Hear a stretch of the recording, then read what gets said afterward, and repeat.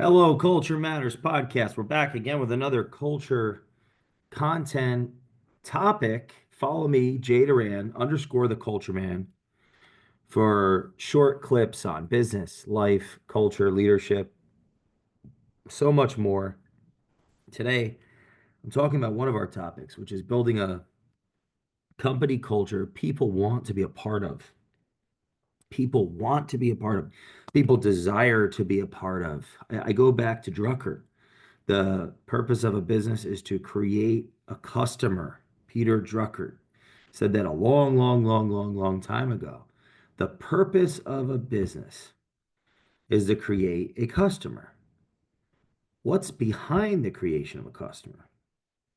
Some want, some need, some objective, subjective truth being solved too for the customer, something that is benefiting the customer beyond what they're giving for that benefit. Let's say the capital is the medium of exchange. What they're reciprocating is something that benefits them. The purpose of a business is to create a customer. When we create a customer, there's a solution to their problem. There is something of benefit to them that is greater than what they exchange. And I think in that quote is the beginning of where I want to start with this idea of building a company culture people want to be a part of. How could we be a part of something for the long term that we became aware of was not creating a customer? Yeah, was not. Now, underneath that, solving to a need, creating a customer, creating this relationship between the organization as a medium of providing that solution to a problem, the customer. That's going to lead to an experience. That's going to lead to a perception. That's going to lead to a belief in that organization to solve a customer's problem in over the long term, a brand, a recognized belief by the culture in that organization to solve a customer's problem or problems. I think building a company culture people want to be a part of, they want to be a part of it. They don't because there's a need to be a part of a company if one needs resources to solve their problems as customers, because we're all customers. We all have problems. Life is a problem to be solved. And we have to solve life's problems. It's on us and those closest to us to do so. We have to, we have to solve life's problems. We are the customers. Building a company culture people want to be a part of. They want to be a part of. Who wants to be a part of a company culture that is not solving customers' problems, that is not leaving the customers better than they were before? Who would want to be a part of that? Maybe in the short term, someone would want to be a part of that if they had if their conscience was blocked, or if they didn't know, they didn't have access to information to be in the know that they were not solving problems for the customers, that the value that the organization was giving to the customers was greater than the value the customer was giving to the organization. So I'm going on and on about this because this idea of the purpose of a business is to create a customer. What is the creation of a customer? If it's a authentic relationship, it's one predicated on future value, because the present value is the money that the customer has, the organization desires. The organization is desiring to get the money by providing a solution. So before they get the money, the customer has a perception of how effective, how timely, right? What's the risk of parting with the money? There's a belief that more value is going to come on the other side of that. So there's an exchange of money for goods and services. The organization is creating the customer to get the capital, providing the goods and services. And if it's a genuine relationship, one rooted in future value, right? Both parties benefit when both parties continue to do business together. When the organization continues to solve problems for the customers, it continues to get capital from the customers. And in theory, the cost of the customer goes down over time or has the capacity to go down over time, which increases the value coming to the organization. So like I'm making there's an implicit argument for long term, for relationship, for um which for a relationship to be long term, there has to be authenticity. Like there has to be value.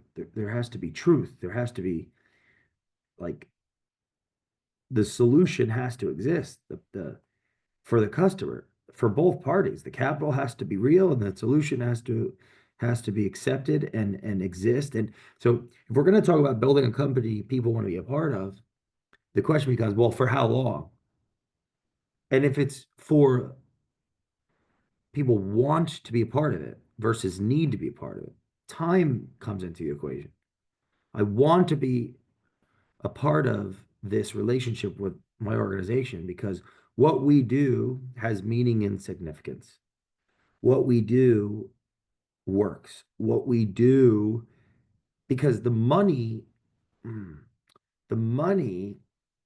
can solve a short-term need, but the meaning will solve the long-term need, which is inexhaustible. The meaning is an inexhaustible long-term need because regardless of the socioeconomic status, the food, shelter, water, all of that, a motivated and an inspired, motivated, a motivated employee knows what to do and what not to do and why to do what they have to do and has a grasp of how enough for it to be exciting, enough for them to not be irrelevant. An inspired employee is feeding off of the energy, the responsibility of all others in the group. And because they're in spirit, they're modeling the values, they're modeling values of going back to the quote, the purpose of a business is to create a customer. When we create a customer, when we create a customer, we are cementing a bond. We are putting our which is a combination of our thoughts, words and actions on the line. The money is exchanged. Now the solution, product has to work. The service has to be executed. In spirit is the activity of doing so. The sacrifice, like taking time and space and not doing something else and getting that done, is a sacrifice. Even if it's not me doing the fulfillment, there's a sacrifice in the relationship with between the one laboring and the one a part of that labor. Like, the it could be delegated to somebody else, but there's still a relationship between the party delegated to fulfill it with their labor and the mental and emotional energy of that labor, that person enacting the labor, and the authorities, part of their team above them in the hierarchy of what their relationship is like. There's a sacrifice going on. There's a sacrificial element to that exchange of capital for goods and services. And if we're talking about building a company culture people want to be a part of, they want to be a part of it. They don't need to be a part of it because there's a need in, now the individual is getting resources for trading their resource of time and space. They're investing, they're giving their relationship with their spirit, with their time, with their potential, like, because they're not doing other things. They're working, they're giving it to the organization. They're giving it to the organization for the customer. You want to be a part of something that has is valuable, is meaning, solves problems. And so it goes back to what's the product, what's the service, what is of value to customers, and how does, is the organization still valuable to customers? Where often organizations will actually not. At the longer that they exist, the less likely they are as valuable as they once were for customers in the absence of innovation, in the absence of leadership, in the absence of culture reinvented. Culture is this idea of reinvention. It's the idea of becoming. It's the idea of being and becoming. It's the idea of all of these combined psychologies coming together and exploding constructive, productive energy. Building a company culture people want to be a part of, it starts with what exactly we're doing for the customers and why and how and who. And the identity of the organization be the culture. The identity of each individual within that culture is impacted by the meaning and significance of what they actually do. That in simple terms, that's where that why phenomenon came about. It's an example of that, but that's just a component of it, right? The why matters, the what matters, the who matters, the how matters, and they all relate to one another. What we're doing and why it's helpful to a customer is important to be aware of, understand, look at, relook at, reinvent. But the purpose of a business is to create a customer. Creating a solution to a problem for someone outside of the organization justifies the exchange of capital for goods and services and is tied to a want versus a need because everyone needs to be to work for their own self basic essential needs. They're accountable to their body to not die, right? To eat and drink and have shelter for safety. Their their degree and their ability to respond to their environment, our ability to respond to our environment, and degrees of competency demonstrates how accountable we are to our body to not starve or go thirsty or lack shelter and die from nature.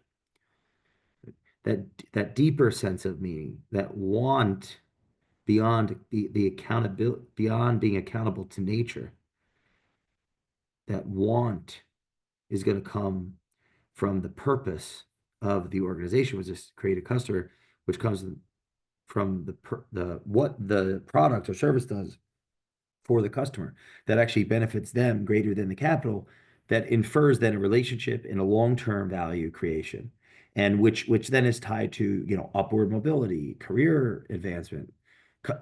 Learning is tied to that. The individual psychology of each individual constituent part of the organization could continue to unlearn and relearn and evolve through the organization as a, a, a, a, a a component of their entire life, a part of community, a part of family, a part of the overall culture, is the work environment, how that adds or takes away from their life. Building a company culture people want to be a part of, starts with the offering to the customer. How are we, and how are we serving? Who are we in that service? How are we showing up? What do we stand for? What do we stand against? I can go on and on and on and on and on, and I will as time goes on and I keep unraveling this knot. But building a company culture people want to be a part of, what exactly are we doing and why, and how does it help people? And that's going to be an important component to figuring out where we want to go, why we want to get there, how we're going to get there. That's, call to communication and conversation and dialogue and gathering with the internal team to solve that external problems to the customers is ties to sacrifice and exchange of values and stories and meaning and time spent and time invested relationships had. And of course, profit and the potential for unraveling and pain and suffering that comes with the entitlement success, profit, um, in the absence of purpose, can predict tyranny. Follow me, Jay Doran, underscore the Culture Man on Instagram. Please leave us a review in the Culture Matters podcast, and we will see you next time.